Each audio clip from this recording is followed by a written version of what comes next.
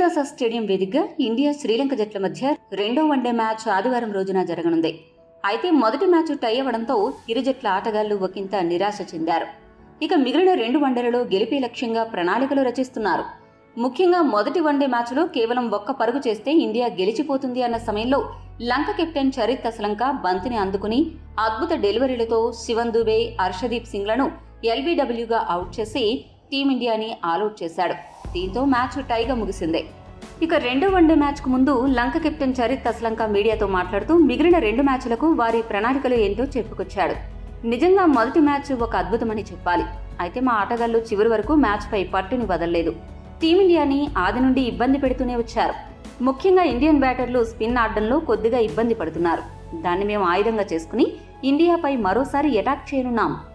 టీమిండియాలో ఆ జట్టు star opener Rohit శర్మని మేము ఎంత త్వరగా అవుట్ చేస్తే మాకు అంత సులభంగా గెలుపు దక్కుతుంది. మొదటి మ్యాచ్లో అతడు ఆడిన ఇన్నింగ్స్ చూసి మాకు గెలుపుపై ఆశలు అనుమానంగా మారాయి. అయితే 50 ఓవర్ల ఫార్మాట్లో ఏ జట్టైనా పుంజుకోవడానికి సమయం దొరుకుతుంది.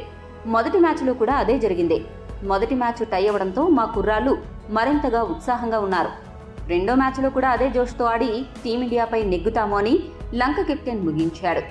ఈ వీడియో మీకు నచ్చితే లైక్, షేర్, కామెంట్ చేయండి. మరిన్ని స్పోర్ట్స్ అప్డేట్స్ కోసం మా ఛానల్ను సబ్స్క్రైబ్ చేసుకోండి.